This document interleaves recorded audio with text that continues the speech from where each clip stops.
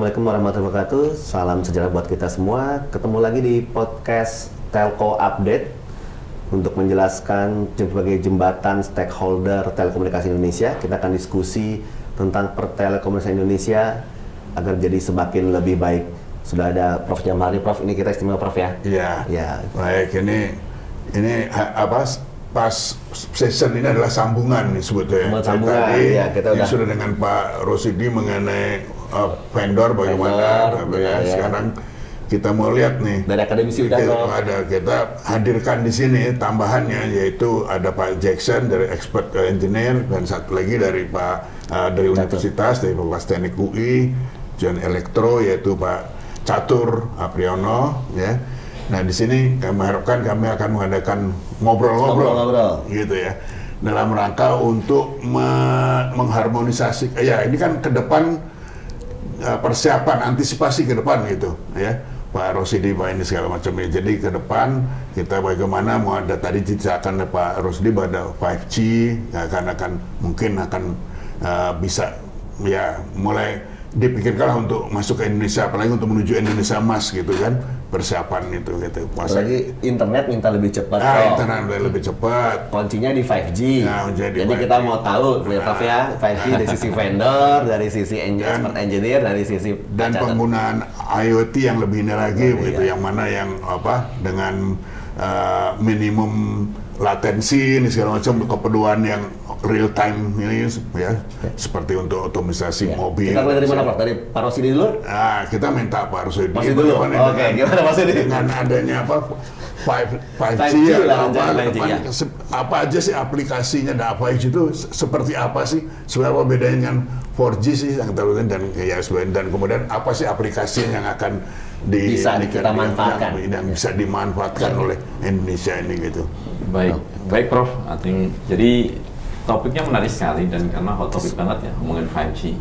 Jadi mungkin teman-teman semua mungkin udah mengenal 5G ya. Dan kalau kita lihat story-nya, sebenarnya 5G itu udah ada di research ya, itu tahun 2009. Jadi era ini udah start, dan memang cycle dari sisi industri 10 tahun. Dan di 2019 itu boomingnya secara global. Dan memang kalau kita lihat 5G, itu generasi kelima kalau teman-teman tahu, dan lebih ke arah broadband wireless. Kemudian 4G udah ngalami kan 5G, makanya kita sebut sekarang itu 5G is now. Sekarang itu 5G sebenarnya. Apalagi kita bicara mengenai transformasi digital. Jadi 5G ini tentunya akan menawarkan beberapa key point parameter. Yang pertama tentunya speed, yang kedua latency, yang ketiga connectivity. Ya, karena dari 3 poin ini sebenarnya adalah enable untuk katakan transformasi digital. Jadi kalau katakan dibutuhkan kapan Indonesia, sebenarnya now. Sekarang dibutuhkan, ya, dan bahkan kalau misalnya kita lihat kan dari beberapa story yang ada di Indonesia sudah ada tahun 2021 ya, sudah launching kan komersial untuk 5G dan continuity ya. Jadi kalau memang bicara ekosistem dibandingkan dengan pendahulunya 4G ya, di secara global research ataupun secara experience globally, sebenarnya 5G itu penetrasinya lebih cepat. Karena memang pada saat ekosistem yang ada, kalau kita flashback 4G, 3G itu kan sebenarnya kan massively penggunaan kan smartphone ya. Dan kalau kita mau 5G, smartphone itu relatively maturity-nya cepat. Saya katakan gini, kalau dulu ada 4G atau 3G, biasanya ada jaringan, kemudian munculnya dongle dulu ya Pak ya. Dongle dulu, setiap tahun, berapa tahun, baru smartphone. Nah sekarang itu ternyata kalau kita lihat dari global, itu jaringan sudah ada, paling setengah tahun dari itu smartphone udah ada. 5G, dan ketemunya affordability price tentunya ya, karena itu sebenarnya dari sisi ekosistem sudah ada. Dan menariknya bahwa 5G sebagai enabler transformasi digital ada 3 target customer Pak. Yang pertama itu 5G, 5G itu consumer. Kalau di Indonesia gimana target customer apa? Ini menarik. Karena kalau kita ngomongin 5G itu consumers, itu end usernya kita semua Pak. Nah itu kan apa sih yang kita dapetin atau experience yang berbeda. Karena speed ya, kan kita memang secara bisnis produk pun kita ngomongnya kuotanya besar gitu kan, dan kita ngomongnya speednya harus cepat gitu kan. Nah, memang secara consumer 5G to C, 5G to consumers, untuk kita mengedepankan MBB, mobile broadband. Yang kemudian kita ada 5G to home. Karena memang pada dasarnya kalau kita balik ke rumah, kita adalah home broadband, banyak sekali aplikasi. Ya kan ada gaming, home broadband, entertainment kan. Kemudian yang berikutnya yaitu 5G to business. Jadi yang 5G to home itu, 5G to home itu ada seperti fiber di dalam Ya, rumah kayak begitu like ya, to cuma fiber. wireless Ya, sebenarnya. wireless, Ya, to oke. be like wireless, jadi fixed wireless access. Fixed wireless access jadinya ya. FWA. Ya. Ya, FWA, kemudian itu untuk pengguna dari home. Kemudian yang berikutnya 5G to business. Nah, ini memang yang addressable-nya ke sektor industri. Dan kalau kita lihat sebenarnya kan kalau satu industri cycle dari sisi bisnis kan memang itu menarik ya Pak, karena itu akan direct impact-nya ke digital ekonomi sangat besar kontribusinya. Nah ini kita bicara 5G2B yang mungkin kita gadang-gadang bagaimana ini menjadi bagian yang majority kontribusi ke digital ekonomi. Gitu sih Prof. Kalau ekosistem, jaringan, global benchmark study ataupun use case sudah ada di global. Gitu Prof. Di global. Ya. Oke. Dan kira-kira bisa ya cukup besar gitu kebutuhannya di Indonesia untuk 5G ini, artinya bisa sudah mendesak banget kan untuk aplikasi itu. Jadi sebenarnya kalau kita flashback lagi bahwa ke depan transformasi digital, kemudian yang kedua adalah Indonesia Emas 2045, kemudian ada lagi 2030 yang memang kita 5 tahun ke depan dengan target yang economic growth-nya demikian hingga dan kita tahu persis dari sisi framework bahwa ICT infrastruktur itu menjadi fundamental untuk menuju digital economy acceleration. Jadi pada saat kemauan digital economy ataupun fundamental tentang ICT tentunya adalah konektivitas. Makanya kita kenal namanya Giga City Pak, Prof. Giga City. Jadi bagaimana konektivitas itu menjadi gigabit dalam city. Iya, nah gigabit ini salah satu penopangnya teknologi 5G. Ya kan sebelumnya 4G, sekarang 5G yang menawarkan katakan gigabit city. Nah, maka tetap aja kombinasi sebenarnya, makanya kita kenal lagi adanya dual giga. Bagaimana memprovide giga wireless yang 5G, giga satu lagi pakai fiber. Nah, nanti yang dual giga nih. Nanti setelah dual giga fondasi itu nanti akan muncul nanti sensing dan intelligent. Nah, intelligent ini nanti banyak tuh komponen-komponen tanpa connectivity yang giga nanti akan experience sampai ke transformasi digital. Ya akan sangat challenging, gitu Prof. Kalau dari engineer-nya gimana? Ketika masuk teknologi nih, itu prosesnya seperti apa Prof? SDM-nya di SDM sekarang kan 4G nih, mau ke 5G nih, cukup ini apakah upgrading-nya perlu Jadi menarik karena memang apa yang 4G sekarang bisa dipakai dengan apa atau harus ini baru gitu misalnya. Menarik Prof. Jadi memang satu kata kunci untuk digital ekosistem adalah human resource ya. Human resource itu memang katakan pertama yang mengadopsi, satu lagi yang mengoperate. Nah kita ngomong engineer berarti dalam hal ini ya, mengengineer. Jadi engineer kita itu sebenarnya kalau kita bicara secara industri, point of view ataupun private sector ataupun ICT company, memang dia upgrade dari 4G ke 5G yang memang secara umum basicnya adalah wireless. Nanti ada tambahan-tambahan yang memang teknikal banget ya, masih MIMO lah ataupun apa namanya itu modulasi dan lain-lain. Nah itu sebenarnya itu bisa mengikuti karena memang secara basic adalah wireless. Jadi sebenarnya kalau persiapan dari sisi university memang itu sangat dibutuhkan, Prof. Jadi kebutuhan yang ini adalah menjadi fundamental juga.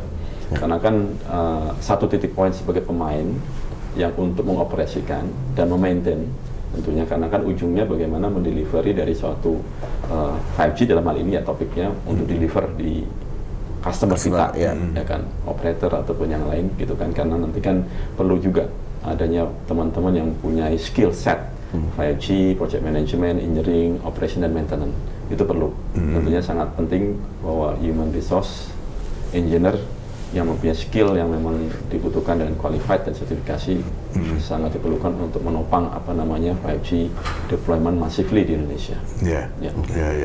Nah, mungkin sebelum ke universitas satu lagi mungkin nih, karena kebetulan ya ini kita boleh sebut ya bahwa ini adalah terbesar di Indonesia sekarang ininya ya untuk vendor yang terbesar ini dan otomatis memang sebagai managed service sebagai untuk kalau boleh dibilang yang membangun untuk jaringan ya.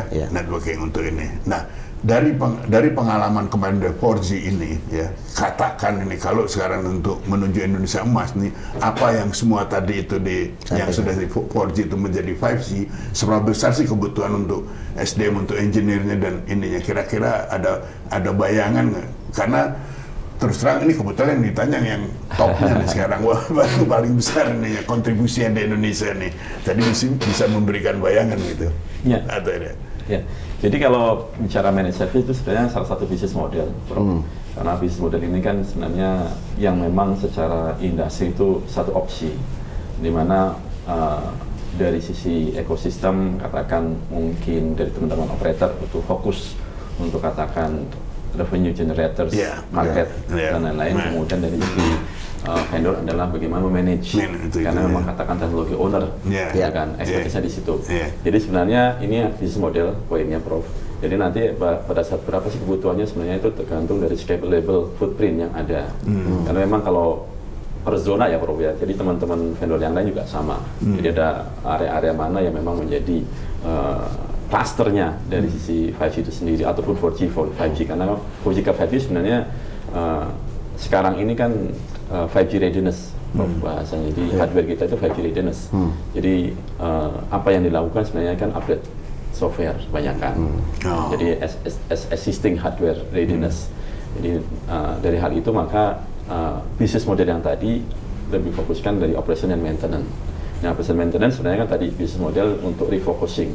Jadi ada teman-teman operator yang refocusing untuk sell untuk produk ke market dan generate revenue, kemudian kita win-win kolaborasi lah, karena kan memang sebagai teknologi owner yang operation tentunya membutuhkan human resource yang bisa fit terhadap kebutuhan SLA yang dari customer kita. Gitu sih, Prof.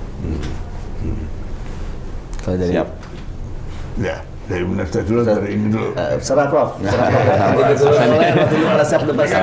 Relax saja mana yang setelah mendengarkan gitu, kira-kira apakah persiapan universitas terutama dari kualitas engineering, kemudian mungkin dari jumlah engineer, apakah kira-kira siap untuk 2045 atau dan kalau misalkan untuk menyiapkan pun apa mungkin requirement-nya, persyaratan kan mungkin ada juga gitu, kalau nggak ada pasar buat apa gitu. Iya, baik menarik ya Prof ya, tadi dari Pak Rosidi bahwa kita bisa mengklarifikasi sebenarnya bagaimana kita memandang bisnis telekomunikasi dan bagaimana kita mensupport nanti kedepannya sustainability dari telekomunikasi khususnya Indonesia ya. Karena kita ya kampus di Indonesia ya harapannya bisa mendukung, mempersiapkan SDM yang terbaik. Baik dalam konteks universitas memang kita tidak lepas dari mandat kita, 3 mandat, yaitu adalah pengajaran, penelitian, dan pengabdian masyarakat, dan penunjang. Sebenarnya ketiga ini saling terkait. Dan kalau misalkan kita lihat dari bagaimana kita mengupdate kurikulum atau misalkan sistem pembelajaran secara cycle, kita punya durasi itu adalah per 4 tahun. Per 4 tahun. Jadi dengan per 4 tahun kita melakukan, kita nyebutnya itu adalah PDCA, di mana kita melihat dari kurikulum sebelumnya, kemudian dicek, kemudian di action evaluasinya seperti apa di kurikulum yang akan terupdate. Kebetulan sekarang lagi berjalan kurikulum 2024. Nah, dalam proses tersebut yang dilakukan oleh universitas itu melibatkan juga stakeholder. Jadi ada survei terkait dengan requirement, ada juga kita memiliki, kalau di kami itu ada advisory board yang memang itu adalah perwakilan dari government, ada dari industri, operator, dan vendor. Jadi kita ingin mendengar juga nih sebenarnya masukan-masukan dari beliau terkait dengan bagaimana kita menyusun kurikulum. Jadi itu salah satu cara kami dari sisi pengajaran melakukan restrukturisasi kurikulum sesuai dengan requirement atau kebutuhan yang ada. Baik, kalau misalkan kita tadi terkait misalkan contoh tadi skill, kita juga aware bahwa project management itu sangat dibutuhkan, skill soft skill itu sangat diperlukan. Jadi seperti dalam konteks soft skill itu kita melakukan sekarang active learning, jadi memang student center learning, based learning itu salah satunya. Terus kemudian modelnya itu salah satunya yang untuk yang lain adalah dengan project based problem project, PBL, problem based learning ataupun project based learning gitu ya. Jadi mahasiswa kita dorong untuk membiasakan, kita picu dengan project gitu ya. Bahkan untuk salah satu mata kuliah wajib yang sudah jadi mata kuliah capstone seluruh elektro di Indonesia itu adalah ada mata kuliah namanya capstone project, yang itu harus mengakomodir semua keilmuan yang sudah dipelajari, baik hard skill maupun soft skill secara tim. Yang kita, kalau kita menyebutnya di UI itu adalah dengan design project. Jadi mereka berlatih dalam tim gitu ya. Baik. Dalam sisi itu dari sisi sistem pembelajarannya, kalau dari sisi penelitian kami selalu ya harus mencari yang terbaru dan terbaru. Nah, gitu kalau ada yang paling baru seperti itu 5G gimana itu ya, begitu berapa ya? Nanti bahasanya terkait dengan 5G dan kami juga punya kewajiban untuk melakukan penelitian, dan penelitian juga itu tidak hanya fokus di dosen, karena itu tim juga secara tim dengan mahasiswa, baik sebagai tim project maupun bagian dari tugas akhir gitu ya. Terkait dengan, dan termasuk topik 5G ini termasuk topik yang ketika ini sedang eranya 5G, kita rame-rame nih ngomongin 5G gitu ya. Jadi itu juga jadi satu poin di mana kita bisa melakukan updating informasi. Itu baru sebatas research atau memang sudah kayak praktikum kayak gitu, bisa seperti itu atau gimana biasanya? Nah, itu mungkin poin yang kita mungkin perlu telaah ya. Karena memang problemnya itu adalah ketika misalkan tadi output secara soft skill kita bisa sangat support gitu ya, kita sangat support dengan kurikulum kita restrukturisasi, terus kemudian sistem pembelajaran, dosen juga itu harus ada pelatihan ya, masa di apa gitu ya. Iya, bagaimana menyampaikan dengan baik gitu, bagaimana harus interaktif gitu, itu dia ada pelatihan. Tapi ketika knowledge itu kita masukkan, dan kalau kita bicara mungkin fokusnya langsung sekarang ke 5G ya. 5G kita paham bahwa dengan 5G ini muncul use case baru, tidak cuma hanya broadband access wireless saja. Ternyata ada use case yang lain, MMTC yang masif IoT gitu ya. Di riset pun kami mencoba mendevelop riset terkait dengan IoT. Tapi yang jadi problem adalah ini teknologi yang tadi sepakat memang kita mengamati bahwa teknologi telekomunikasi itu hanya 10 tahun kira-kira durasi dia eksis ya. Sebelum ada yang baru lagi. Sedangkan dalam konteks technical kita membangun hard skill. Kalau praktikum yang fundamental kita sediakan ya. Tapi ketika praktikum experience yang kaitannya cukup advance, ini agak keteteran karena memang ini sumber daya yang bisa dibilang tidak murah. Iya, betul, tidak murah peralatannya. Itu penyiapannya itu tidak murah. Terus kemudian kalaupun ada dosen yang berkreasi gitu ya, mungkin dengan yang affordable devices, kemudian atau mungkin dia punya cukup aktif kreatif mendapatkan funding sehingga dia mendapatkan peralatan, tapi itu tidak semua, hanya satu atau dua. Jadi mungkin ada sedikit saya kira yang ketika misalkan dituntut yang hard skill, kita sangat keteteran di sisi sininya karena memang penyiapannya, harganya juga cukup mahal. Terus kemudian durasi dari teknologi ini itu nggak akan bisa sampai panjang banget.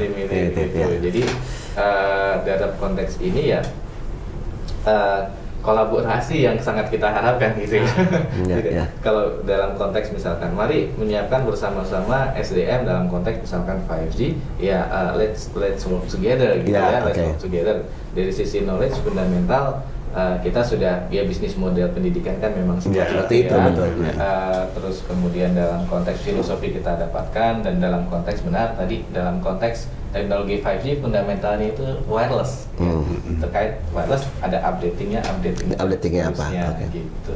Jadi dari sisi universitas dalam konteks pengajaran ya kita sudah coba untuk ke sana ya, informasi macam ya. Betul gitu. Engineer udah coba ini semuanya bisa tadi, cuman memang masih terhalang untuk menghasilkan memproduksi sesuatu yang hard skill tadi yang ini mahal. Jadi itu handicap secara ini kita tangkap dari ini. Jadi untuk langsung untuk bisa untuk itu mungkin sebelum kita lihat spek dan kuantitas yang kenapa klop apa enggak antara demand dan supply, kita bisa tanya pengalaman dari engineer ketika ada perubahan teknologi yang sudah berlalang buana di ini apa kejadiannya apa gitu. Nanti gimana kondisi engineer ketika ada perubahan seperti ini? Jadi dari sisi engineer lah ya, memang tuntutan terhadap engineer akan semakin berat ya, karena dulu waktu awal 2G perbagian itu dibagi 2G engineer, 3G engineer, 4G engineer. Sekarang one Bang package. Jackson waktu lulus masih 3G, masih 2G malah. Oke. Era-eranya 3G itu masih engineer itu per skill per band gitu ya, per generasi itu ya. 2G engineer, 3G engineer. Jadi dipisah kok. Nah, setelah eranya 4G, satu engineer itu harus menguasai semua. Ada 2G, 3G, 4G. Yang sekarang kan 3G udah nggak dipakai lagi ya Prof ya, sejak tahun lalu ya. Nah, sekarang 2G sama 4G. Sementara kan 2G terhadap 4G itu gap teknologi itu sangat berbeda. Nah, sekarang muncul 5G lagi. Nah, sebenarnya dari sisi engineer yang mengakibatkan pengurangan itu adalah pembebanan satu engineer harus menguasai semua teknologi. Seperti itu. Itu yang dari sisi engineer itu akan mengurangi penyerapan lapangan kerja. Itu. Jadi satu sisi engineer akan terbebani dengan banyaknya pekerjaan dan skill yang harus dia kejar terus. Di sisi lain memang teman-teman akan dikurangi karena dibebankan pada orang yang sama gitu. Jadi, kurangin tuh maksudnya karena nggak bisa upgrade ke 5G atau gimana maksudnya? Bukan, sebelumnya kan engineer itu dipecah, engineer 2G, engineer 3G. Nah, kemudian misalkan tadinya 2 orang, sekarang dibutuhkan hanya 1. Tapi orang yang 1 ini harus bisa semua teknologi. Semua teknologi, oke. Artinya requirement di lapangan keuangan kerja itu seperti itu sekarang. Nah, ketika sekarang kalau butuh 5G misalkan untuk mensupport vendor gitu, misalkan kebutuhan support itu masih bisa, masih. Nah, 5G ini kan kalau 5G sendiri kan setahu saya mau dimulainya pilot ya, pilot on air-nya itu di 2019 atau 2020 ya. Ada beberapa titik dikit dan secara skill menurut saya sih belum banyak lah ya teman-teman engineer yang menguasai 5G ini ya. Artinya once ada implementasi massal di Indonesia, ada kemungkinan untuk yang mengerti 5G ini akan ada gap yang kekurangan yang cukup besar nantinya.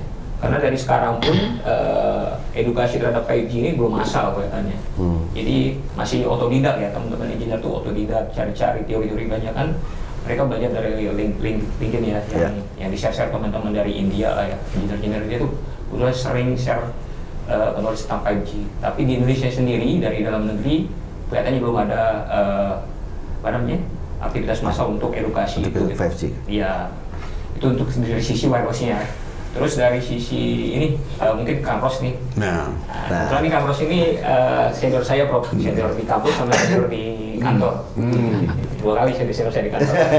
Kelihatan tuanya Prof. Siap. Tapi saya kelihatan tua. Saya tahu masih muda jadi. Di kelas ya. Iya. Alhamdulillah. Jadi gini Kang Ros, kan kalau tadi kan kita paparkan dari sisi wireless-nya nanti akan ada kebutuhan massal ya. Tapi dari sisi produk turunannya ini yang mungkin juga harus jadi perhatian teman-teman di vendor ya. Karena turunannya kan ada IoT nanti, terus big data, kemudian otomatisasi ya. 3 poin ini sih yang kelihatannya akan menyerap lapangan kerja yang besar gitu dibandingkan terhadap wireless-nya. Nah, kalau saya perhatikan dari sisi kita yang di teman-teman engineer, sekarang pun sama polanya, teman-teman itu masih otodidak ya, cari-cari ini.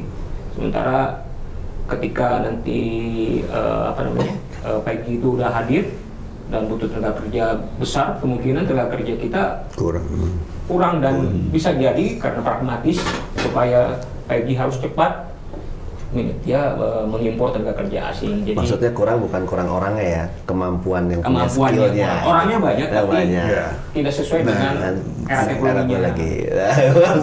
Saya lihat dari ini ya, kebutuhan dari Pak Rosidin nih, kebetulan memang dalam rangka untuk rekrutmen untuk SDM itu tadi, dalam rangka untuk menggelar jaringan dan ini segala macam, atau untuk share atau untuk inilah segala macam, untuk operasi maupun untuk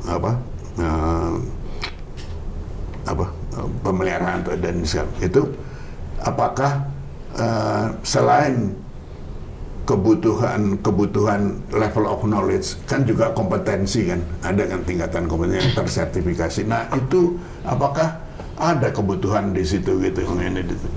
Jadi kalau dari universitas kan cuma level of knowledge saja yang dikeluarkan gitu. Setelah itu kan ada level kompetensi yang harus diberikan. Nah itu bagaimana gitu dengan strateginya ya. Strategi gitu. Apakah diinikan sendiri sekarang dengan ini kan terus terang belum ada kan di universitas sertifikasi itu untuk yang menyatakan level of kompetensi itu ya dari ini. Sekarang mana diatasinya di ini. Ya. Gitu. Baik. Menarik Prof.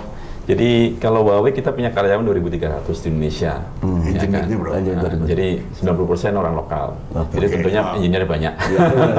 Saya nggak tahu angkanya berapa juga, tapi pastinya lumayan banyak.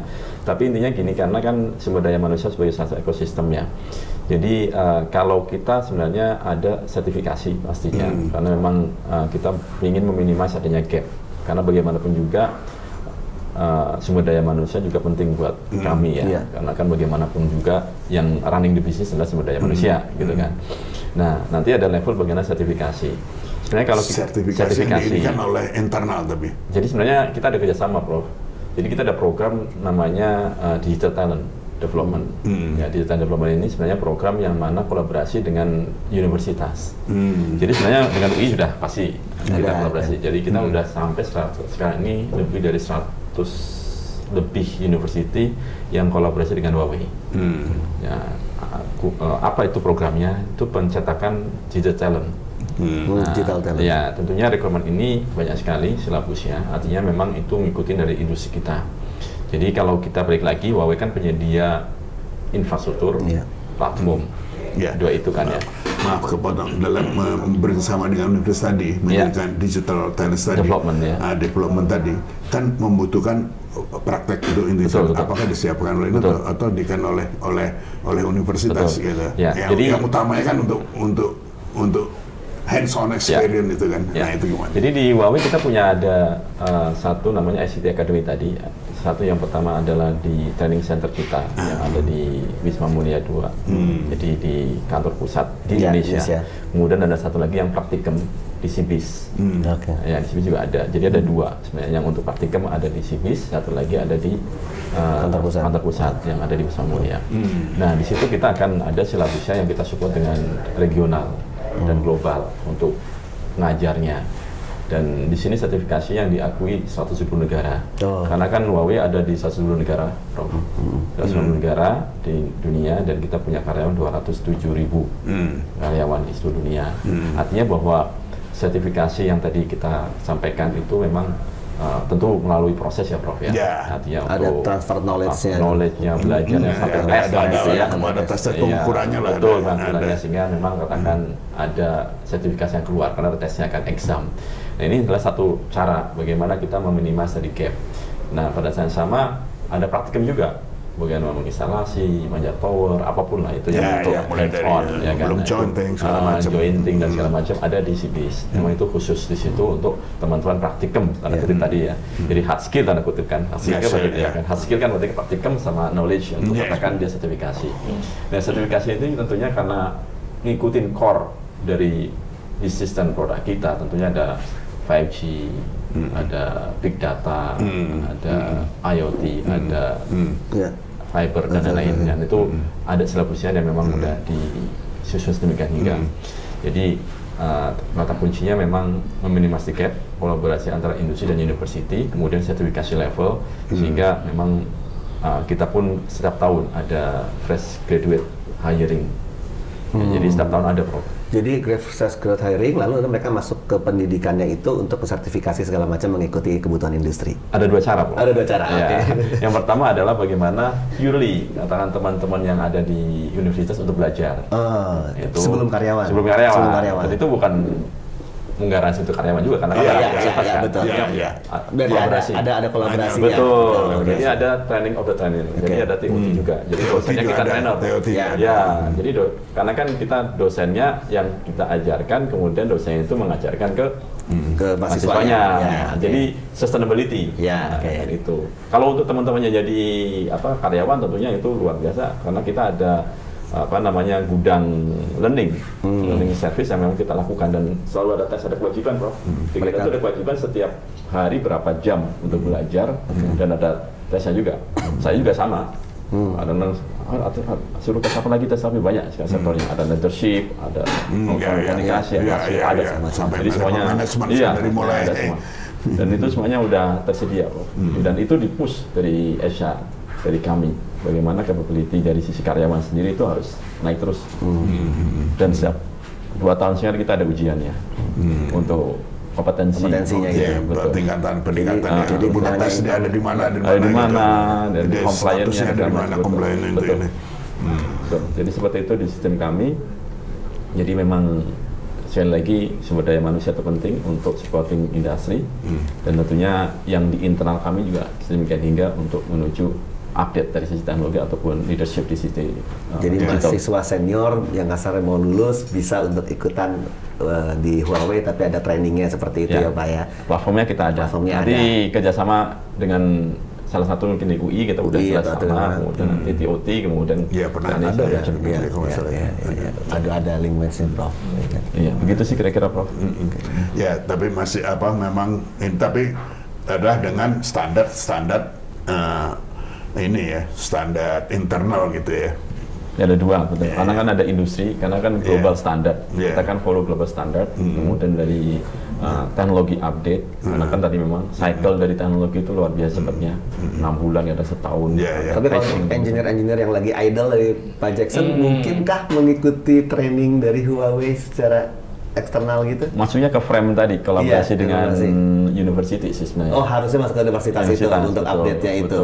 Dari kalau alumni-alumninya masih mau upgrade skill, walaupun dia sekarang lagi idle, bisa lewat situ. Mungkin, tapi kan tetap payung universitas. Iya.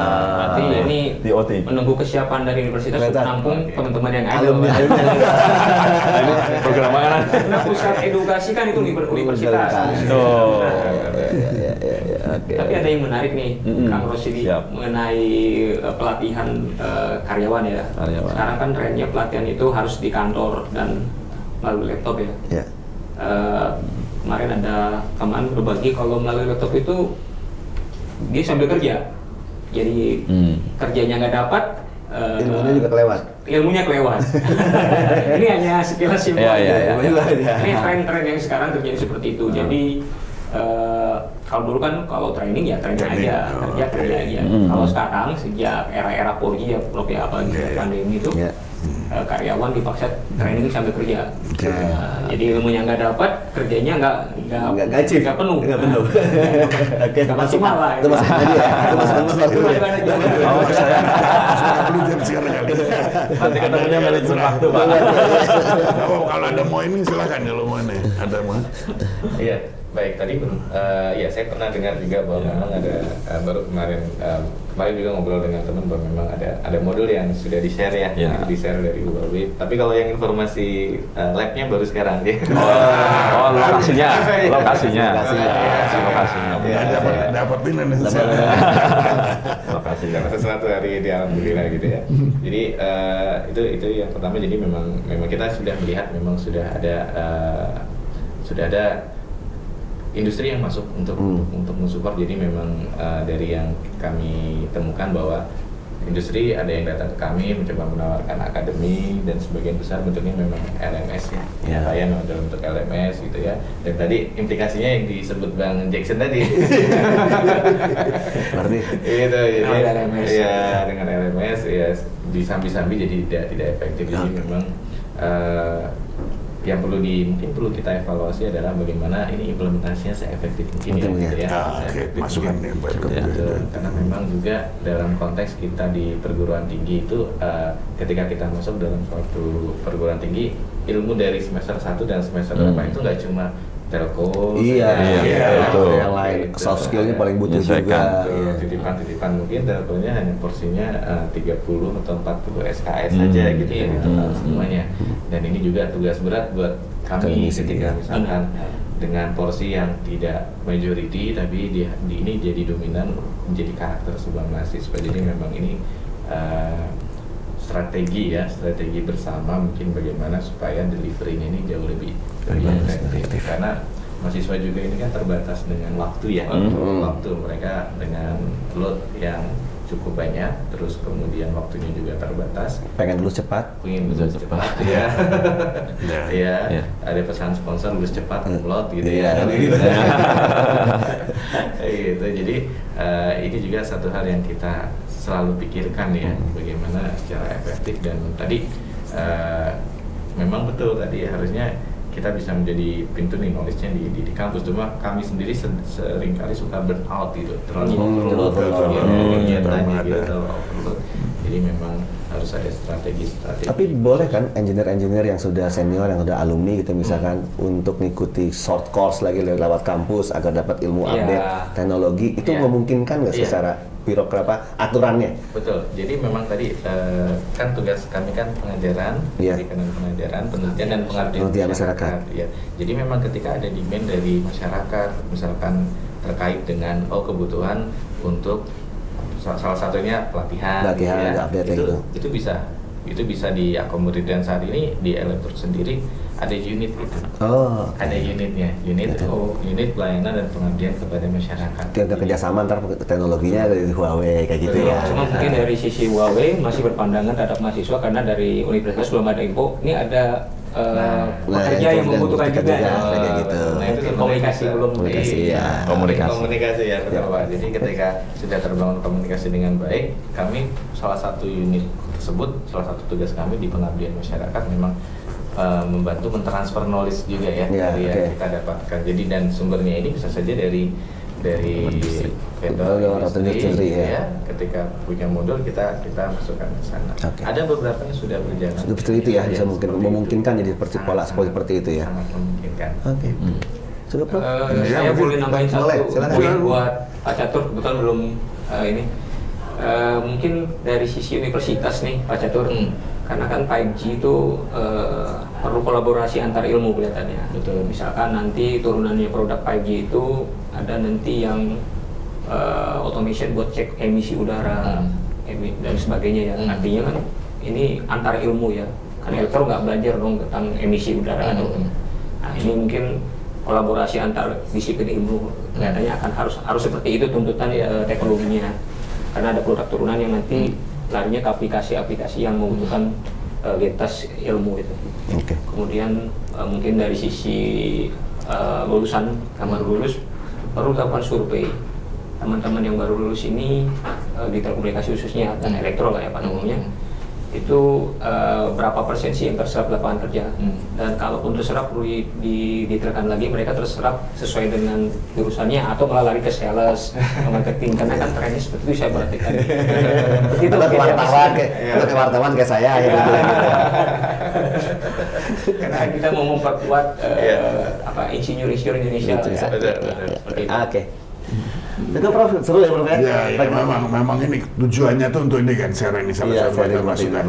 Mungkin salah satu yang pengen gali lagi dari Pak Rosi ini, mungkin barangkali tadi lab-labnya tadi selain di outsourcing kan ke universitas untuk bisa pendidikan untuk teknologi transfer knowledge-nya di situ untuk ini bisa nggak dengan outsourcing dengan lembaga-lembaga lain gitu. Nah itu jadi kan kadang-kadang universitas kan sudah overload kan tadi tapi makin lama masih bisa dipakai daripada dikerjain sendiri sama Huawei kan bisa dikerjain juga sama orang lain. Mungkin nggak tertarik ke proses mungkin sama lembaga-lembaga sertifikasi gitu kalau untuk yang ini gitu kan. Mungkin ini terkait kecepatan penghasil produksinya. Ya. Jadi selama ini kita ada 3 sektor. Yang pertama adalah tadi ke mahasiswa, kemudian ada digital leadership dengan pemerintah, kemudian satu lagi dengan operator.